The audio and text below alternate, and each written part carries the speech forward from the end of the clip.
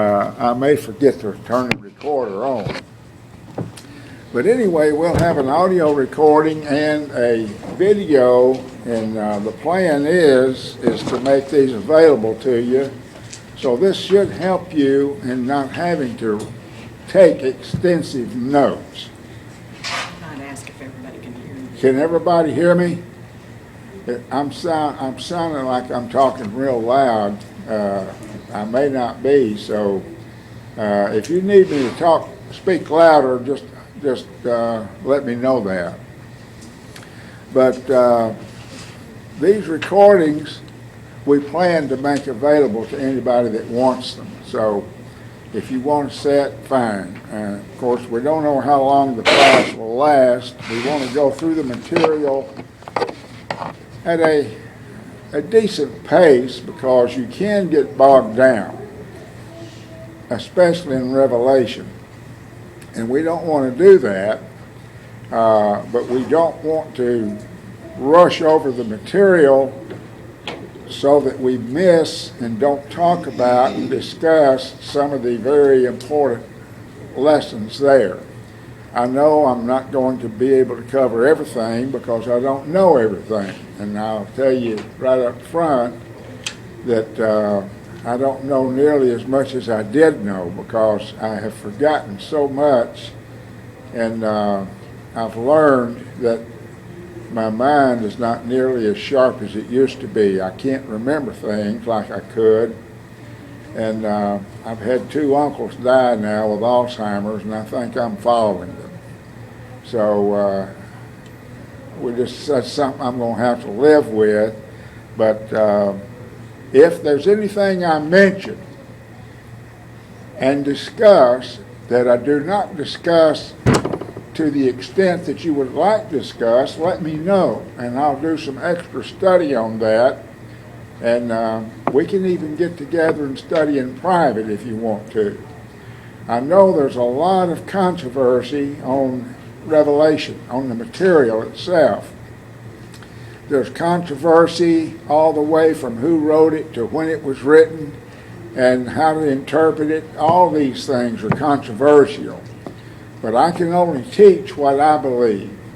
And I will mention some things as we go along that I know others believe that I do not believe. And I'll try to mention some of those things, and I'll try to give you the evidence that has convinced me to believe the way I do.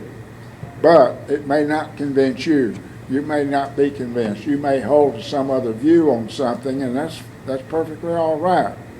I don't think, and I don't claim you've got to agree with me on everything, but I do believe that God intended for it to be understood.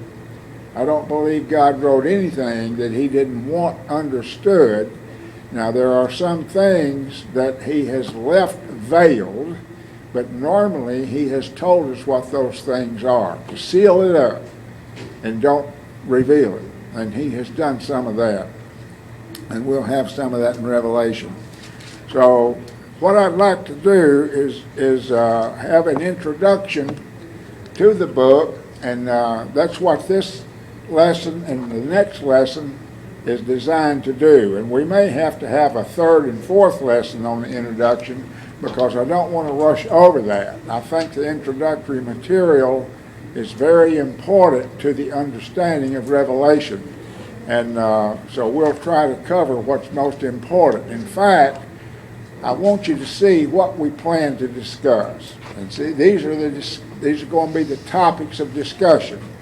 And again, you can write these down if you want to, but don't feel compelled to, because I can make this available to you in written form so that you don't have to write it if you want to do that. So you can just sit and listen if that's what you want to do. But this is the plan of the class, and that's what we're doing right now. In this first class, I want to present the plan of the class. What we plan, how we plan to discuss it, how we plan to study it, because I know that this is very important for you to realize, so that's what we'll cover in this lesson.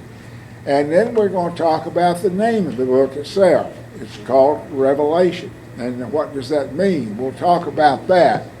and we want to look at the uniqueness of the book. Revelation is truly unique, and what I mean by that is there's nothing else like it in the Bible. And we'll see some of the points that make it unique. And then we want to look at some reasons that we ought to study Revelation. And I have 7 of them listed, and we'll look at those 7 reasons. Now, you may think of more reasons, but I'm going to mention 7 of them to you as to why we should study Revelation. And then we're going to look at the methods of interpretation. And there are 5 different methods of interpreting. And we will mention these 5 and explain a little bit about what they are, and then we'll tell which one we're going to use. And then we'll talk about the author, who wrote it.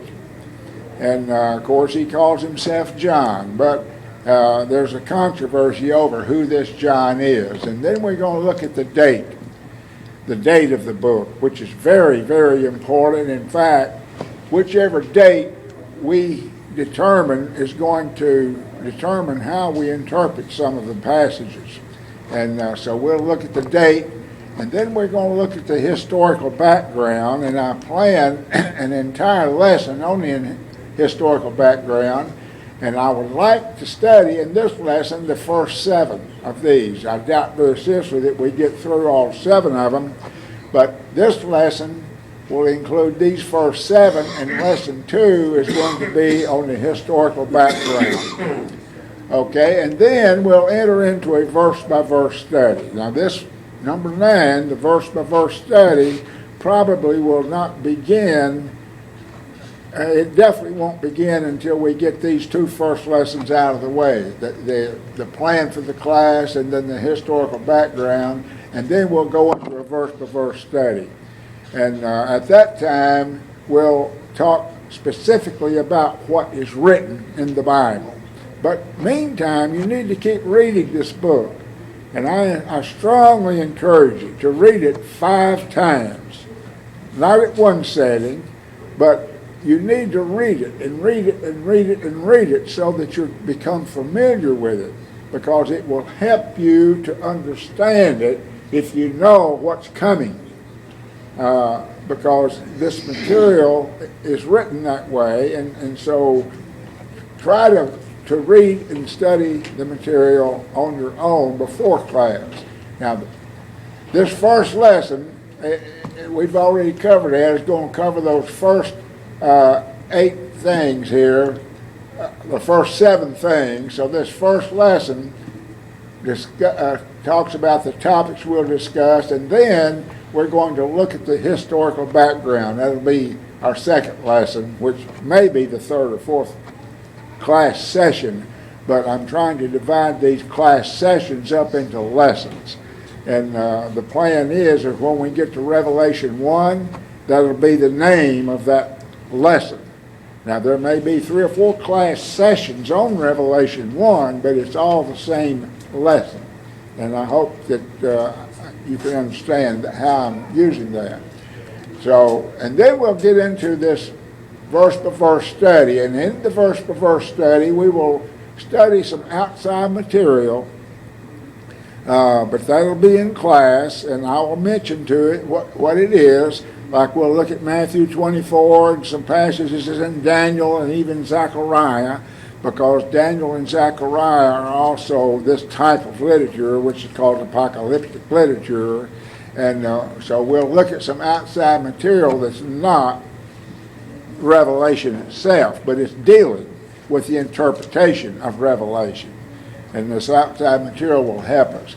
And then we'll note some artists' conceptions of what they think things look like that John saw. You know, John saw all kinds of visions. Well, there have been many artists throughout time draw pictures of what they think John saw. And those are interesting.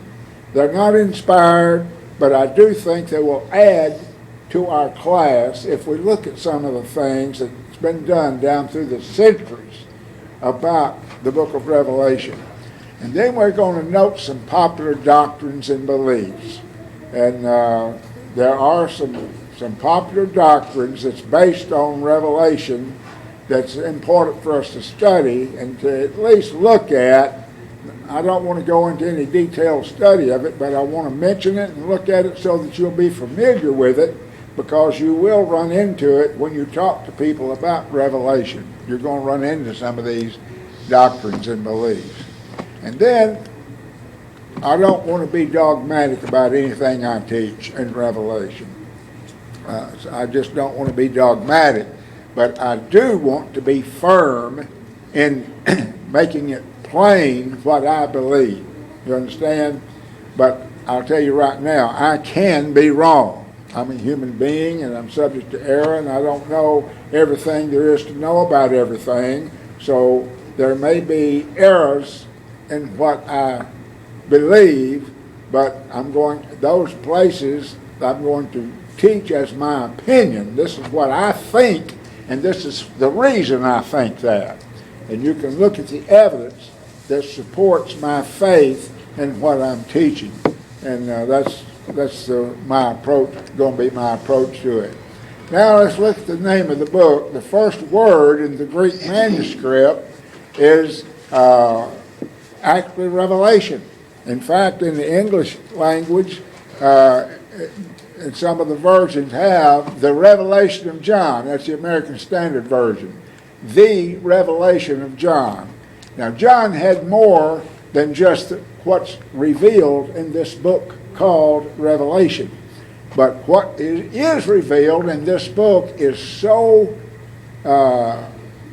important, and it's been amplified to such a degree that when someone says the Revelation of John, you know he's talking about the book of Revelation. Even though John had many, many, many revelations. You might say, which revelation? Well, when you hear that, you know it's talking about the book of Revelation. So, but we'll talk about that. Now, this is the Greek word in Nestle's text, and Nestle's text is probably the most accurate reproduction of what was written. Now, let me explain that. We do not have any, not a single one, original writing of the New Testament. Nothing. We've got over 5,000 copies. Okay, and scholars have gone through this 5,000 copies. They've compared them with one another, and they've looked and they've checked when it was written, the dates it was written, who wrote it, and so forth, where it was discovered, and they've come up with what's called textual criticism.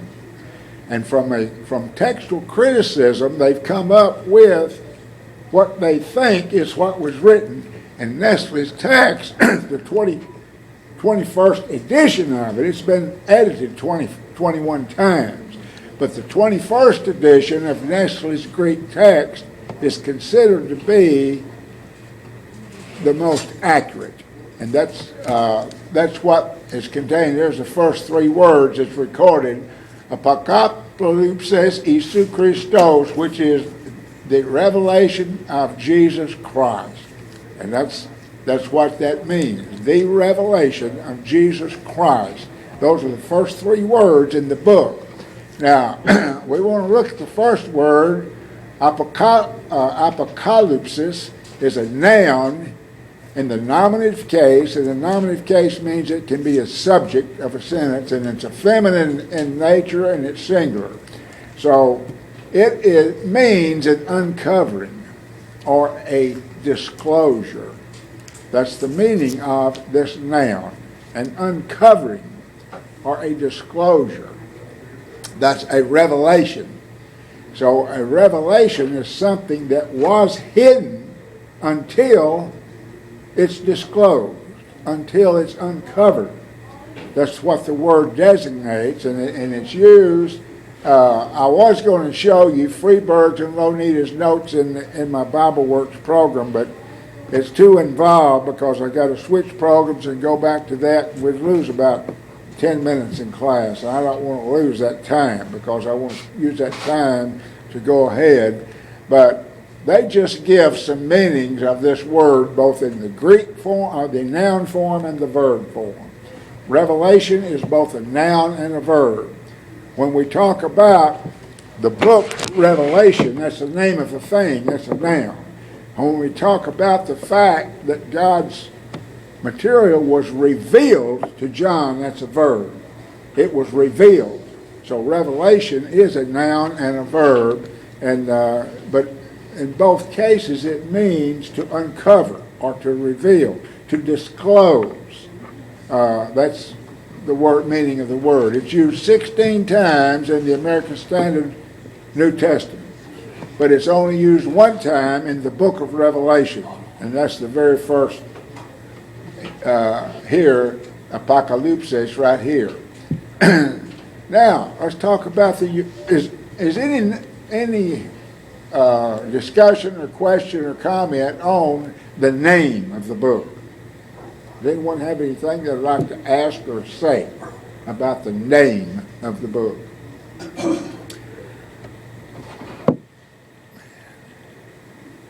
Okay, let's go to the uniqueness of the book. What makes Revelation so unique? And it's the only New Testament book of prophecy. There is no other. It's the only one. And that makes it unique because we've got 26 books in the New Testament, but there's only one book of prophecy, and that's Revelation. So it's the only book in the New Testament that is apocalyptic literature. Now there's a couple of verses in Jude and 2 Peter that may be considered apocalyptic, but this is the only book that's apocalyptic. And apocalyptic is just is an adjective describing apocalypses, which is revelation. We just talked about revelation. Well, this is a revelatory book. We make an adjective out of revelation. We would say it's a revelatory book. The material there is revelatory. It's apocalyptic. So this word apocalyptic is derived from the Greek form of revelation, apocalypses, but it's an adjective describing the type of literature it is. It's the only book in the New Testament that's like this. Okay? If you've got a question or a comment now, stop me on any of this. It's the last book in the New Testament. And that makes it unique. When God finished with Revelation, he was through revealing his will to man. He was through with it. Hadn't been anything else revealed. This was the last book written, I believe. I think it was written about 95 AD, and there wasn't any book written after that. So it's the last New Testament book. And when you stop to think about that, when somebody's talking to you about something real important, and they reach the end of their message and turn around and walk off, and he dies, that becomes more important, doesn't it? I remember the last words somebody said to me. Well, these are the last words God has said to man. Think of that. When he got through revealing this book, he didn't have anything else to say. He said all he's going to say until Jesus comes back. So it kind of puts this book in a class by itself, and it shows us the importance of it. And I think that's one reason, to me, it's such a thrill to study Revelation, because it's God's revelation to Jesus, to an angel, to John, to 7 churches. So we can follow the authenticity from the 7 churches, to John, to an angel, to Jesus, to God. That's the line of authority here. And then the 7 churches, to every church, Jesus says, he that hath an ear, let him hear. That's talking to the individual. He that hath an ear, let him hear what the Spirit says unto the churches, plural. So every individual who has an ear to hear. Now some people have ears, but they don't hear. You know, if we've got ears to hear, we're exhorted to listen to this message of what the Spirit says to the churches, plural, all the churches. Not just one or two of them, but all 7 of them. And we're going to discuss why 7, what the significance of that. And I think, I'll just tell you right now, that I think those 7 churches represent every church of Christ in the world. I think they represent the condition that can exist in any church of Christ. If there's not a single condition that can exist in any church of Christ that is not in one of these 7 churches. So I think it's a perfect letter. And I think this is why it's so important to study it, because it's God's revelation to them. And we're going to study it as God's revelation to us too. Even though it wasn't written to us, it was written for us. And God intended it that it be this way. There are blessings associated with studying this book. Verse 3 in chapter 22, verse 7. 2 times it's said in the book. Chapter 1, verse 3, chapter 22, verse 7, a blessing is pronounced upon him who reads and studies this book. So if you want a blessing from God, you read it. You study it. Because God don't lie. And he'll bless you for it. And this is contained in the book. And then we have its theme and its message. The theme of Revelation is conflict. And we're going to see that all through the book. Conflict, conflict. What is conflict? It's disagreements that lead to troubles that may even break out into war. And that's what happens here. There's a war fought in this book between good and evil. And the message is that good is going to win. You may think that evil is going to overcome good, but it's not. Because God is going to give us the victory. Good is going to be victorious. In fact, that's one of the key words in Revelation is nakios. Nakios is the Greek word for victory, overcomer. And he that overcometh shall receive blessing. But we've got to overcome. We got to win. We can't stop. We can't give up. We can't quit. We got to keep going. And this is the message here is victory to the overcomer. And then the aspects of this message, we'll study that, what they are, and the warnings are for Christians and enemies of God. That means that when you read Revelation, pay attention to this now, when you go through it reading it, you be aware of the warnings that's given there, and the warnings are given to people who are not Christians and to those who put themselves in opposition to God. There's a warning given. God warns them. I'm going to tell you what's going to happen to you. I'm warning you. And so it's a book of warnings for Christians, for us. In other words, what's going to happen to us if we quit, if we give up, if we renounce our faith, if we fail to stand up for the faith. What's going to happen to us? What's going to happen to us if we lose our faith, if we become unfaithful? And we're told here in no uncertain terms what will happen to us. So are the enemies of God warned. They will be warned as to what's going to happen to them.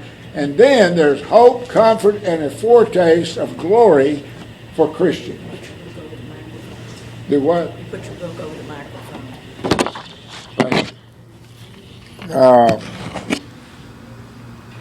For the Christians and for the overcomer, for the one who maintains his faith, there's hope given to him, comfort given to him, even in his trials and tribulations, and we all have trials and tribulations. Well, there's comfort there for us. And there is a foretaste of the glory that we're going to share. That's why we as Christians, really, in a way, we look forward to dying, don't we? Why? Yeah. Yeah, it's you got to pass out of this life to go to the next life. The Apostle Paul says, I'm in a difficult situation here trying to decide whether to depart or to stay. He says, I know for your sakes I need to stay, but for my sake, I want to depart so I can be with Christ. And that's the way we feel, you see. So we've got this foretaste of glory because the last 2 chapters of this book talk about eternity. The last 2 chapters reveal to us much of what's going to happen in eternity when Christ comes back. And so it's a wonderful study. That's why it's so good to study it. Now, the reasons for the study is because it's God's Word. It's God's Word. Who would not want to study what God has said? Well, you know, people that don't care about God, but Christians are interested in every word God says. There's not anything He said that's not important to us. We want to know all about it. There are blessings promised to all who read and to hear. And we talked about those blessings. It's verse 3 of chapter 1, verse 7 of chapter 22. Blessings promised to those who read and hear. And it's God's last word to the church. So again, that's one of the reasons to study it, because it's God's last word to the church. It's God's message to all who suffer for Christ. Let me ask you this. Who will suffer for Christ? Who will? Everybody. Everyone who is for Christ will suffer for Christ. We know that. Therefore, this is God's message to everyone who follows Christ, to all Christians. It's God's message to us. And it reveals the end of history. It's the only source book in all the world that reveals the end of history. And we know what it is because God has revealed it to us. We don't know all there is to know about it, but we do know the main things about it, and it reveals the end of all who are not saved. That's what's so sad. You look at a person that you know is not a Christian, and it just saddens your heart. It breaks your heart because you know that person is not saved. He's not going to heaven. And we need to understand this. God has revealed who these people are, and He's revealed the end of all who are saved.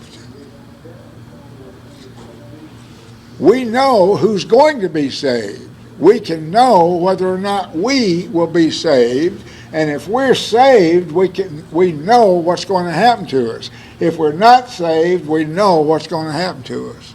We don't have to guess. We don't have to wonder about it. We don't have to discuss it with some friends and so forth to try to come up with a belief on it, because God has revealed it to us. So certainly these are reasons as to why we ought to study Revelation. Now, there are methods of interpreting this book. And I said that there are 5 of those. There's the preterist method of studying it. And that method talks about the fact that everything in Revelation was fulfilled in John's day. So everything in Revelation was fulfilled in the life of John. And John may have lived until 101. Probably not after that. And he may not have lived quite that long. But I believe Revelation was revealed in 95, and John actually, by 101, I think, was dead, and maybe before that. So the preterists believe that everything was fulfilled in John's day. The futurist is the direct opposite. There's a lot of people that are futurists that not any of Revelation has been revealed. That everything is left for the future to be revealed. But that's two methods of interpreting. The third method is called the historical view, and this is more like a chronology of the history of the church. People who believe the historical view believe that any segment of history in the Church of Christ can be found in Revelation. That Revelation is a chronological revelation of the phases that the church on earth go through. And I've studied with members of the church that believe this. I've never studied with members of the church that believe the first two, but I have studied with members of the church that believe the historical view. Then there's the idealist view, or the spiritual view. The reason we call it idealist or spiritual is because they don't pay any attention to any of the symbols. They just pay attention to the ideas that's revealed in the book, and they claim that those ideas actually reveal the conflict between good and evil in idealistic form. And so when in John chapter 13, when he sees a great war in heaven, they don't pay any attention to who the dragon is and his angels, who Michael is and his angels. They don't pay attention to that. What they pay attention to is the fact that there's conflict between good and evil, and that evil is cast out of heaven and good is victorious. And that's the way they would interpret that. So that is the idealist view, and there are a few people who hold to that, and there's the contextual view, which considers all the reality of the times in which John lived and wrote. In other words, this is why it's so important for us to come to an understanding of when Revelation was written, because especially this view takes into consideration what was going on when it was written, what was going on with the people to whom he was writing when it was written. And the contextual view has a lot going for it, and we're going to take a lot of that, because I believe that the context matters. One of the first rules for Bible study is take into context what's being said. If you take out of context a word or a phrase or a verse or two or three verses, if you take them out of context, you can make the Bible say anything. You can make the Bible say that you need to go out and hang yourself, because the Bible says you can take those words and make a sentence where "go hang yourself" is in there. But we know that that's not according to God's doctrine, because we can't take things out of context. We've got to keep them in the context in order to understand the true message. So the contextual view is very important. We will use a combination of all five of these. We'll use a little of the preterists and a little of the futurists, because there are some things that are still future, especially when you get over to chapter 21 and 22. Almost all of 22 and most of 21 is future. But I think you get down to about 21 verse 11 is when you cross over into eternity. So there's a lot of futurists in there. And historical view, we're going to have an entire lesson on the historical background to Revelation, because it's so important. And then we will study some of the idealistic, that there is conflict definitely between good and evil. That's part of what the message of Revelation is about, and we're going to take a lot of context into consideration. So we'll use a combination of all of those. All right, let's talk a little bit about the author. We've got about 5 minutes. He's a man called John. And so we know he reveals something about himself. He's named 4 times in the book. Verse 1 of chapter 1, verse 1, 4, and 9. He calls himself John. And then in chapter 22, verse 8. So those are the 4 times he says, I, John. But we don't really know there were more than one John in New Testament times. And there's a big debate that there was a man called John who was an elder John. And they claim he was the one that wrote Revelation, not the Apostle John. But 1:1, 1:4, 1:9, and 22:8, he names himself. Now, some claim an elder John or a presbyter John. And that he may have been an elder. He was certainly an elderly person. But I don't know that he was an elder in the church. If it is, we don't know that. He could have been. But we do know that he worked in Ephesus for many, many years, from 70 AD until the time when he was exiled. So it could have been that he was an elder too. Now, the date of writing is very important, and there's 2 widely held views. There's the early date, which is 65 to 69, during Nero's reign. Nero was reigning then, and if you remember, Nero set Rome on fire in 64. Or he was blamed for it, because he wanted to tear down a bunch of Rome and build a big castle and things, and they didn't want him to, so he went off on vacation somewhere, and then the city caught on fire, and most of it burned. Well, the people claimed that Nero had it done, and they blamed him. Well, in order to deflect the blame from himself, Nero blamed the Christians. And the Christians were held in such low esteem by the Roman citizens that they readily accepted that, and they thought that maybe the Christians did it, and therefore in Rome itself they started persecuting the Christians, and thousands of them were burned and put to death every which way. But this was within the city itself. But we'll talk more about this in our study. And then there's a late date.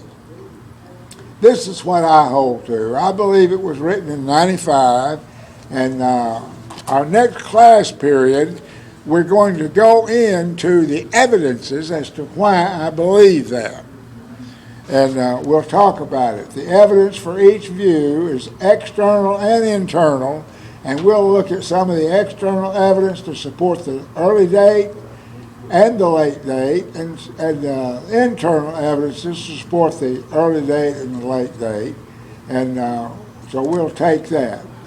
We'll look at some of those evidence. I'm going to stop there because we're out of time, but that's a pretty good place to stop, because our next lesson we will begin with the evidences of when Revelation was written. Okay, is there any comment or question before we close this particular class? Okay, I did about all the talking, and I don't want you to feel intimidated in any way. So speak up. If you have a question or comment, please do that. I encourage that, and because it's your class. Thank you so much for your attention.